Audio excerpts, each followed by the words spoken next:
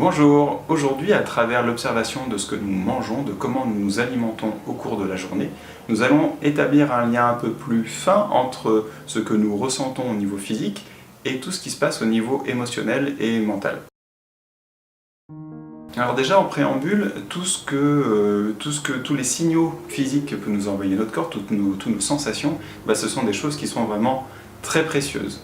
Et plutôt que de contraindre le corps et de dire non j'ai mal là mais non je devrais pas avoir mal et je continue et un jour ça passera et de toute façon ça doit passer, c'est parce que je suis pas assez fort, machin, etc.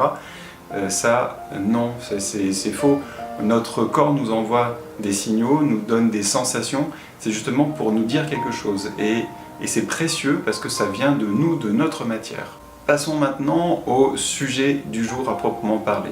Il s'agit d'observer comment nous nous alimentons, ce que nous faisons, à quel moment nous buvons, à quel moment nous mangeons, qu'est-ce que nous buvons, qu'est-ce que nous mangeons, est-ce que nous le faisons parce que nous avons faim, est-ce que nous le faisons uniquement finalement pour nous remplir, pour nous satisfaire et de façon non corrélée avec nos besoins corporels, pour voir un petit peu justement à quel point nous sommes à l'écoute réellement de notre corps ou si nous nous laissons seulement guider par nos émotions ou notre état affectif. Là-dessus, il y a finalement deux choses à dire. Si nous nous alimentons de façon principalement guidée par nos émotions, ça veut dire que nous essayons de répondre par la nourriture, par ce qui vient à l'extérieur, à des choses qui sont uniquement internes. Nos émotions n'ont pas besoin d'être nourries par le monde physique, pas de cette façon, en tout cas pas aussi directement.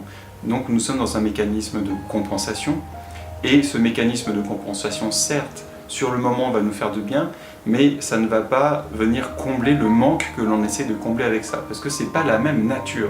Nous essayons de combler quelque chose qui est de l'ordre de l'impalpable, de l'éthérique, de l'émotionnel, par quelque chose qui est physique. Et ça marche pas, ça marche un temps, mais c'est juste un coup de vernis, un coup de peinture qui va très très vite partir. La deuxième chose, c'est que quand nous faisons ça, nous nous alimentons, nous ingérons des choses qui ne correspondent pas forcément aux besoins de notre corps.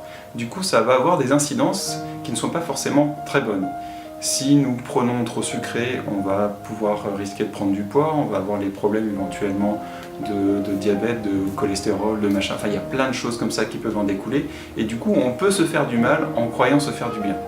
Deuxième chose, c'est que si nous nous nourrissons de cette façon-là, eh bien nous allons finalement nous rassasier, avoir le sentiment de satiété, et par contre nous n'aurons pas ingéré ce qui était réellement nécessaire pour l'entretien de notre corps. Donc en plus d'avoir mangé des choses qui peuvent faire du mal à notre corps, nous le privons de ce qui pourrait lui permettre d'aller bien. Donc on accélère en plus le phénomène. Donc quand on fait le bilan de tout ça, notre alimentation c'est vraiment quelque chose qui est très important et finalement très subtil. Je ne veux pas vous inviter à tomber dans un excès qui serait de faire attention et de se poser absolument à chaque fois la question « mais est-ce que je mange ça parce que j'ai faim, parce que machin ?» Non, c'est pas ça le but. Le but c'est juste d'éveiller la conscience de chacun à ce sujet-là pour pouvoir avoir un regard un petit peu plus objectif et prendre un peu plus de recul sur notre façon de nous alimenter. Ceci étant, il y a quand même une question qui est très intéressante, c'est de savoir si, quand nous nous alimentons, ou à chaque moment où nous ingérons quelque chose, nous le faisons par émotion, par habitude, par gourmandise, ou si cela répond vraiment à un besoin que nous ressentons dans notre corps, et pas à une manifestation finalement émotionnelle ou des émotions via notre corps.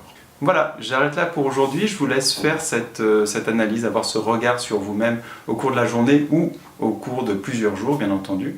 Merci d'avoir regardé cette vidéo, je vous souhaite une belle journée et comme chaque jour, prenez soin de vous.